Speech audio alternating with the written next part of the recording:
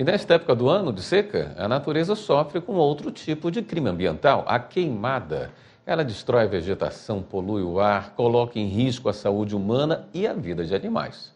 A pena prevista para quem provoca o fogo é de prisão de até 4 anos e multa que pode chegar a 50 milhões de reais. Repórter Viviane Novaes.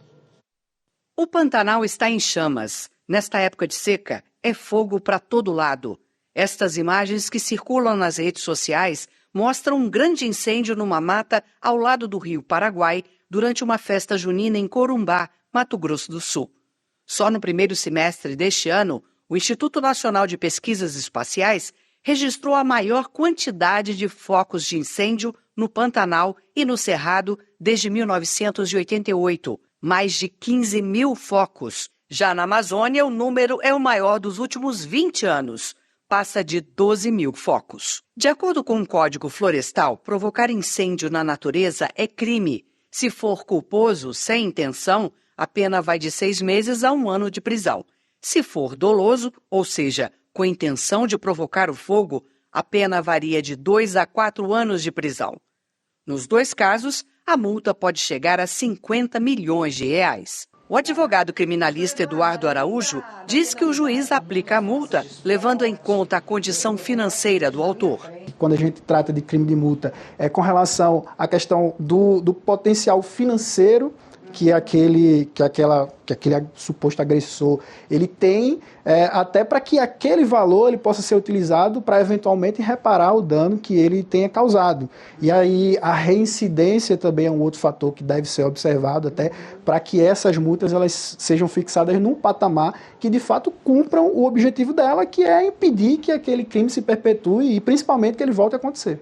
Como a pena para o crime não passa de 4 anos de prisão, o infrator pode fazer um acordo de persecução penal e escapar da cadeia. Nos casos onde o crime ele não é cometido com violência ou grave ameaça à pessoa e a pena máxima ela não ultrapassa os 4 anos, como é o caso da queimada, pode ser oferecido esse acordo, e aí a promotoria ela elenca algumas condições para aquele acordo, e aí após o cumprimento do prazo daquele acordo e das demais condições, a pessoa ela fica com o que a gente chama no popular da ficha limpa, né? Como se ela não tivesse cometido aquele crime. Agora é bom lembrar que em caso de reincidência, né? Até porque uma das condições do acordo é a confissão, então em caso de reincidência, aquela confissão do primeiro processo ela pode ser utilizada em seu desfavor.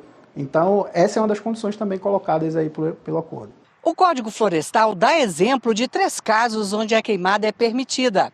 O fogo pode ser usado em propriedade com atividade agropastoril, em pesquisa científica e também em áreas de vegetação nativa para conservação.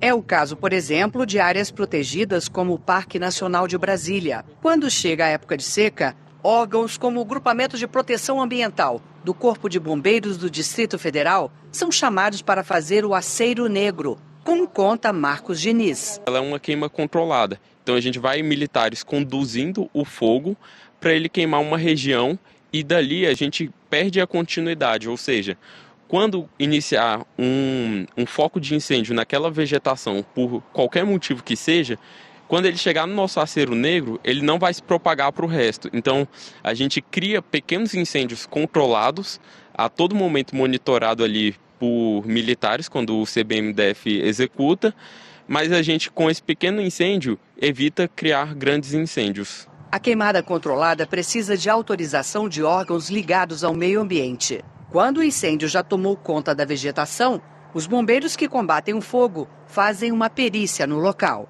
A gente vai rastrear o caminho do incêndio até achar o foco inicial. Se for achado um indício de causa criminosa, sempre é feita a remessa à Polícia Civil, que fica a cargo da investigação e, se for uma intercorrência de um crime, fazer o inquérito devido.